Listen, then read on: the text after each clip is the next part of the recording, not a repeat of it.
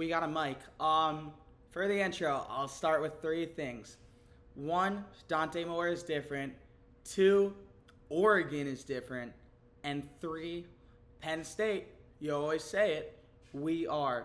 Well, here we are again talking about you losing a big game.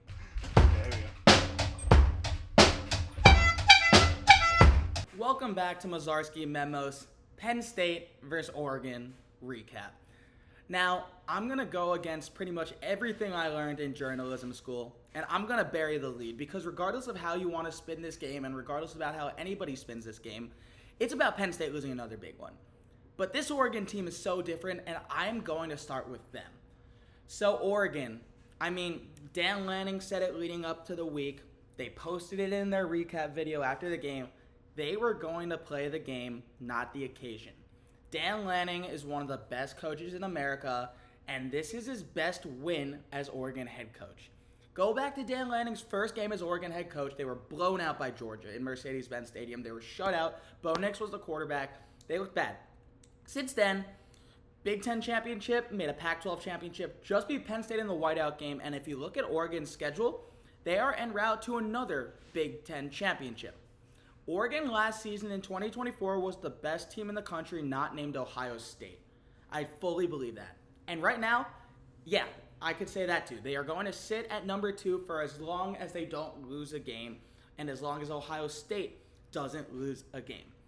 Oregon is led by one of the best coaches in America in Dan Lanning, one of the best quarterbacks, if not the best quarterback in America in Dante Moore, and they have studs. Dan Lanning said it in the offseason. This team is not as experienced as I've had, but they're more talented. And they are showing it over and over and over again. Let's start with Dante Moore. Dante Moore, after 5 weeks, is the favorite to win the Heisman Trophy. I predicted him to win the Heisman Trophy on my podcast. I'm going to put it right here so you could see it. I said he was more talented than Bo Nix and Dylan Gabriel. Check that out. Okay, whatever. I'm going to kill you with Jared Goff. My pick for the Heisman right now, outside of those four, Dante Moore from Oregon. I think Dante Moore in 2023 made one of the dumbest decisions he could have made. He committed to Oregon straight out and then flipped to UCLA because UCLA promised that he'd be a starter. And that's fine. I don't have a problem with that. He wasn't good. He had a 53% completion percentage, 11 touchdowns, 9 picks. He was bad. No other way to put it, but he did go on the road and beat Nebraska. He goes to Oregon, and Dan Lanning has made Dylan Gabriel and Bo Nix Heisman finalists, right? Dante Moore is a different build. I think Dante Moore as a quarterback is more naturally talented than both of them. He's a higher recruit than both of them. Mm-hmm. The difference is Nix and Gabriel were obviously older. Moore's going into his junior year, a redshirt sophomore year. But the reason I like Dante Moore, one, because of the Lanning system. They did take a little bit of a hit with Evan Stewart probably missing the entire year because he tore his patella. But they have the best freshman wide receiver in the country in DeCorian Moore. He's going to be the Jeremiah Smith of this year, but not Jeremiah Smith because nobody's Jeremiah Smith, the best freshman receiver. Oregon does not play Michigan. They don't play Ohio State. Their one hard game is the whiteout game against Penn State. Mm-hmm. I think Oregon's going to go 11-1. The rest of their schedule is very manageable. And I think that offense is really, really going to help him. That's still one of the best offensive lines in the country. Dan Lanning's one of the best head coaches in the country. And I think a year sitting under Dylan Gabriel is going to really, really help too. Absolutely. So now, look, that's a receipt. And what I'll tell you, Dante Moore was absolutely incredible and unfazed on Saturday night. 29 for 39, 248 yards, 3 touchdowns, 0 interceptions.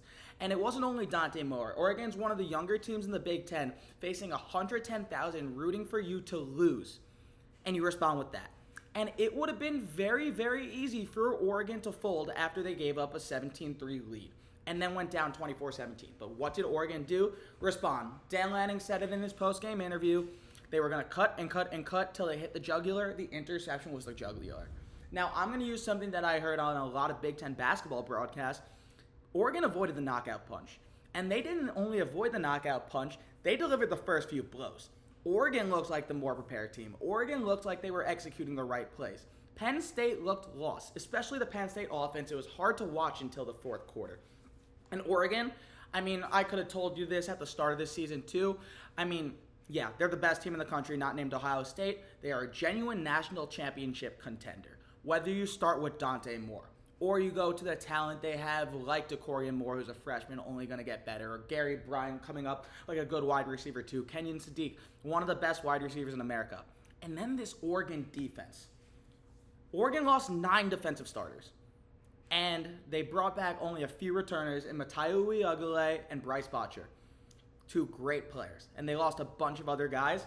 And then you see Oregon's portal hit off. Dylan Thieneman was the #1 safety ranked in the portal. Got his first interception as a Duck in double overtime off Drew Aller. Athletic play, Aller tried putting it over him, aiming for the tight end. It didn't work. Makes the play. And then the rest of them, there's freshmen. There's freshmen and people that sat on the bench. And Dan Lanning, this is his background. Everywhere he's went, he has done this. He was on a Nick Saban Alabama coaching staff that won a national championship. He was Georgia's defensive coordinator when they won their first national championship in 32 years back in 2021. Dan Lanning is always going to have a good defense. And Oregon's defense is athletic. They fly all over the place. They're really freaking good. And Dante Moore is really freaking good. If you want me to throw out a few more stats of that Oregon team, De'Ara Hill, 10 carries, 82 yards. You were talking about the Hughes kid from Tulane. He really hasn't done much. He's been hurt. DeCorian Moore leading the team in receiving again, 7 for 89. Let's start with this. One more thing with Oregon. Look at how prepared they were, and look how much they wanted it. Look how much they were excited to play in this and spoil everyone. Even the whiteout entrance, the way Oregon came in, they were hyping people up. They wanted all the smoke, and they took it. And that young team responded. They responded after throwing the first few blows. Penn State woke up. Penn State took the lead in overtime. And what did Oregon do? Oregon put together a great drive. They had a 3rd and 5 in overtime. What'd they do? Convert, right? They score. Then Oregon delivers the final blow, not only the interception, first play of double overtime, the Dante Moore touchdown to Gary Bryant. This is what the Oregon Ducks are. This is what Dan Lanning is. No matter the occasion, no matter what odds are against them, they have a chance to win. And they are one of the best teams in America, and Dante Moore right now is the best quarterback in America. And then, you want to keep going with Oregon for 1 second. Look at their schedule. What games are they going to lose? I said it, and people have said it. They avoid Ohio State. They avoid Michigan. Their other hard game is Indiana, and it's at home at Autzen Stadium where they don't lose. And it doesn't matter because Oregon might still blow them out because Oregon blows out most teams at home. They are talented. They are good. They are on the road to 12-0. I'm not saying anything too out of the extreme. Oregon and Ohio State are going to meet once or they're going to meet twice. If they meet twice, it's going to be the Big Ten Championship and the playoff. If they meet once, it's the Big Ten Championship. And what I'll tell you is these are the 2 best teams in America right now. And I thought they were the 2 best teams in America last year. And they met in the playoff. It was just a little too early.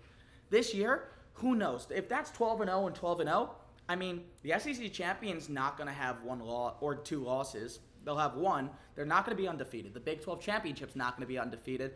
And the ACC champion, probably not undefeated unless it's Miami. So the loser of Oregon-Ohio State in the Big Ten championship is going to be the 3 seed. And so that lines up perfect for a championship, especially if these 2 teams are the best in America, which I think they are. Oregon, man, they're just different. I'll leave it at that. Every week they show something new. They're just different. And beating Penn State in the whiteout game, a Penn State team that is old, experienced, and is primed for a national championship run, at least to some people, yet Oregon went in there and knocked them out. And they quieted 110,000 in Happy Valley.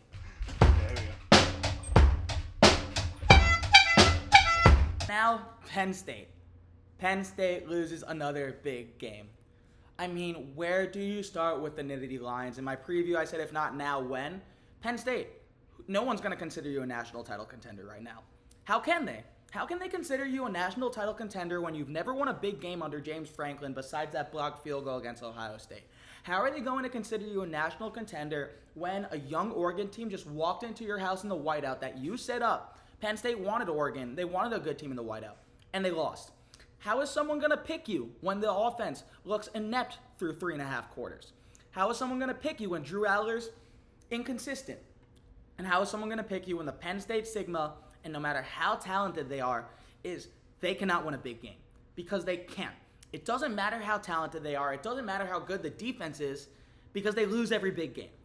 Penn State plays Ohio State in Columbus in a few weeks. 0 people are going to pick Penn State in that game. Why? Ohio State is a better football team, arguably, right? You could pull rosters. I think they are. But also the thing, Penn State cannot win a big game. And until they do, no one's going to pick them. No one's going to pick them. I did my national title contender rankings the other day. No one's going to pick Penn State, and I'm not going to rank them high until they win a big game. Alabama, you can make an argument that Penn State's a better team than Alabama. What did Alabama do? They just went on the road and beat Georgia in Sanford Stadium for the first time since 2019. More coming on that later in the week, but you got to put them ahead of Penn State. Georgia, who cares that they lost? Who cares if they're not as talented as Penn State? Kirby Smart. Kirby Smart is the difference maker over Penn State. And look at the other guys. This is my list. My list from earlier in the week. I'm going through it right now. I have Penn State at 8. Ole Miss. Quarterback play is better than Penn State. Texas. You're taking the Texas defense and Arch Manning over Penn State. They've won big games. And then Miami, Oregon, Ohio State for themselves. Penn State offense was not good enough. Drew Aller, 14 for 25, 137 yards, 2 touchdowns, and an interception. One of the passing touchdowns was the shovel pass to Devontae Ross. Yeah, great. The first throw was a great throw. 36-yard touchdown, 39 to Ross, whatever it was. Penn State couldn't move the ball. Katron Allen was the only one that could do it on the ground. 12 carries, 54 yards, a touchdown in overtime to give Penn State the lead. Nick Singleton, what happened? Because Penn State was supposed to have the best 1-2 rushing punch in America, and they don't. They just don't. Oregon did not stop the run well going into this game. They were around 50th in America in rushing yards per game, and Nick Singleton had 11 carries for 21 yards. Oregon ran for 39 for 176 and a touchdown. Penn State 35 for 139 and a touchdown. That's the difference. Oregon's defense came to play, and Penn State did not play. I'm echoing people when I say this. It was painful to watch the Penn State offense. And all the props to Oregon, all the props to their defense. They came prepared and ready. But Penn State's offense shoots themselves in the foot over and over and over again, and they do it in every big game, whether it's Drew Aller, whether it's Trace McSorley, whether it's Sean Clifford, whether it was Bo Perbula for a little last year. It's unacceptable. And who cares what Penn State is or what they return? Because they have talent on both sides of the ball. They have first-rounders on both sides of the ball. That defense is a top 3 unit in America right now. Right? You got A.J. Harris, Zane Durant, Tony Rojas. You have studs. Doesn't matter. You can't win a big game, and it doesn't matter if the offense isn't good. You see this all the time in college football when a bad offense wastes a good defense. Penn State might be that because against an Oregon team in your house, you had the opportunity to throw the knockout punch on a young team. You didn't. Oregon controlled the tempo of that game. Sure, you came back, and you had a chance to put them away, and your elite defense couldn't stop them on a 3rd and 5. That's unacceptable.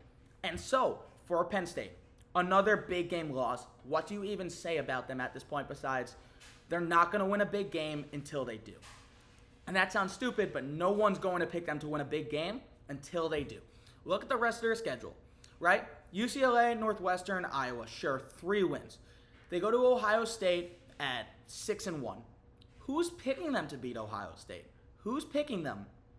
Like, seriously, no one's going to pick them in that game. So they have 2 losses, and then they get number 8 Indiana at home, who I think they'll beat Indiana. But then again, another top 10 matchup with Coach Sig and his hot Indiana team that just embarrassed Illinois. Really, if Penn State's offense doesn't play well, yeah, they're not going to score with Indiana. And then it's 3 losses. And if you look at Oregon's schedule and you look at Ohio State's schedule, Penn State is not going to make the Big Ten championship. They're going to have to host a playoff game or go on the road for a playoff game.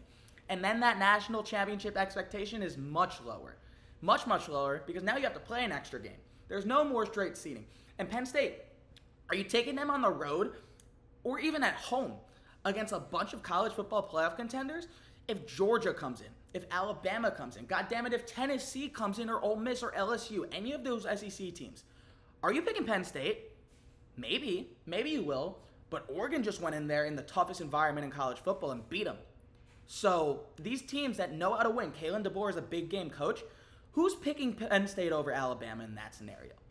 James Franklin, over and over again, this is what you are. Penn State, this is what you are. Say we are all you want. We are a team that loses any big occasion. We are a team that can load up on talent over and over again, bring back 70% of their production, and still lose in the biggest environment and the biggest game in school history.